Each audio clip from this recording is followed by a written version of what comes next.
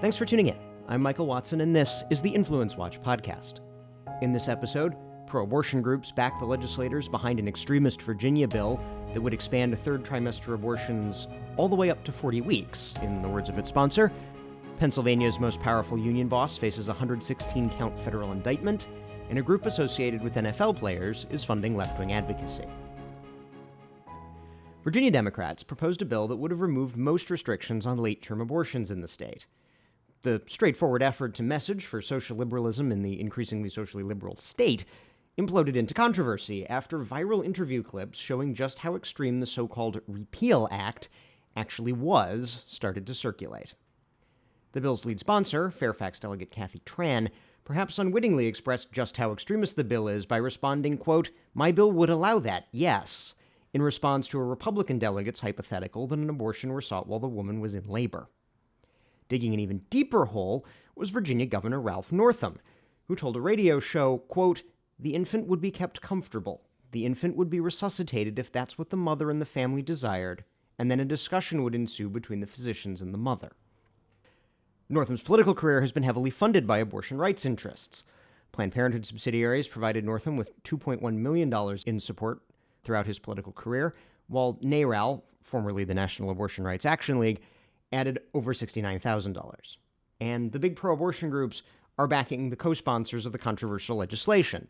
15 of the 20 House of Delegates co-sponsors took contributions from Planned Parenthood organizations, NARAL, or Emily's List. Of course, the mainstream media responded predictably, suppressing the story and, when forced to comment, focusing on how conservatives pounce or Republicans seize, with the New York Times and Washington Post both using the reaction-focused framing. As for the legislation, the State House of Delegates Committee for Courts of Justice tabled the legislation, defeating it for the time being. Now to Philadelphia, where we have a character with a nickname out of a mobster movie, and if federal prosecutors get their way, he would have a prison sentence to match.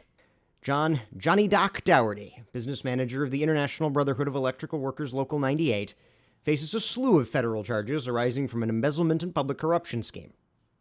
Johnny Doc wasn't alone. 6 other associates, including a Local 98 employee who currently serves as a Philadelphia city councilman, Bobby Hennon, are also facing federal charges. Prosecutors charge that the defendants embezzled over $600,000 in union funds, which they spent on various lavish personal expenditures, including renovations at a bar that Johnny Doc once owned. Alongside the embezzlement, prosecutors allege public corruption by Hennon, who allegedly used his office to pursue union interests pushed by Johnny Doc. Federal prosecutors obtained records of conversations between Hennon and Johnny Doc, detailing a plan to ensure that Comcast, as a condition of a new city franchise agreement that went through Hennon's council committee, would use a contractor, allegedly paying kickbacks to Dougherty. Hennon had long-standing ties to Local 98. He was the union's political director before his election, and he kept a $70,000 a year job with the union even while serving on the council. Dougherty allegedly used his connections to Hennon to impede the installation of MRI machines at Children's Hospital of Philadelphia, according to prosecutors. Dougherty complained that CHOP wasn't using union labor. The hospital argued that using non-manufacturer installers would void the warranties on the medical machines.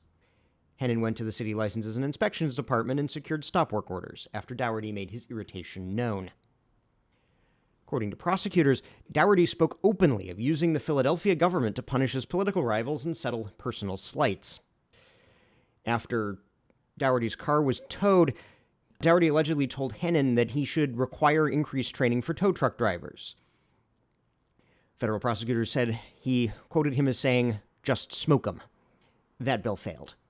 But a 2016 Philadelphia soda tax, backed by Hennon and another Dougherty ally, Mayor Jim Kennedy, did pass. Dougherty allegedly said, quote, "They're going to start to put a tax on soda again, and that will cost the Teamsters 100 jobs in Philly." In previous reporting, the Capital Research Center referred to job losses from the Philadelphia soda tax as unintended consequences.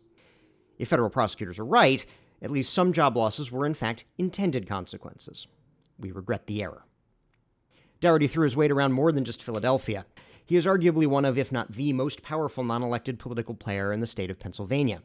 His brother Kevin was elected to the state Supreme Court in 2015, with substantial support from Johnny's union. The newly Democratic-controlled court then ordered the state's congressional districts to be redrawn in a fashion far more favorable to Democrats, aiding their pickups in the state. The Philadelphia Inquirer credits Johnny Doc's campaign war chest with electing officials at all levels and in all branches of Pennsylvania government, including more than 60 judges. And IBW 98 steered $650,000 to support the re-election efforts of Governor Tom Wolf in 2018. For now, Dougherty has pleaded not guilty. If convicted, he could face decades in prison. With the big game between the New England Patriots of Punisher of all who deserve judgment, Tom Brady, and the Los Angeles, for now I guess, Rams on Sunday, the Washington Times is reporting on the advocacy activities of Players Coalition, an advocacy network set up by retired NFL players and funded in part by the league. The announced $2 million in contributions went to a number of groups involved in criminal justice reform. Some, like the National Juvenile Defender Center, may have left-of-center alignments, but are comparatively innocuous. The National Juvenile Defender Center provides support to public defenders' offices representing poor offenders, in addition to some justice reform advocacy, receives funding for a number of left-of-center foundations to support that. But one group on the list was a fully left-wing outfit, the Advancement Project.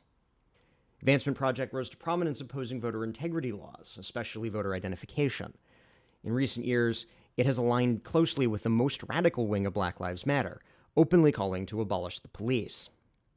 Advancement Project is funded by most of the major left-wing foundations, the Atlantic Philanthropies, Ford Foundation, Open Society Foundations, New Venture Fund, and W.K. Kellogg Foundation. The National Education Association Government Worker Union has also funded Advancement Project.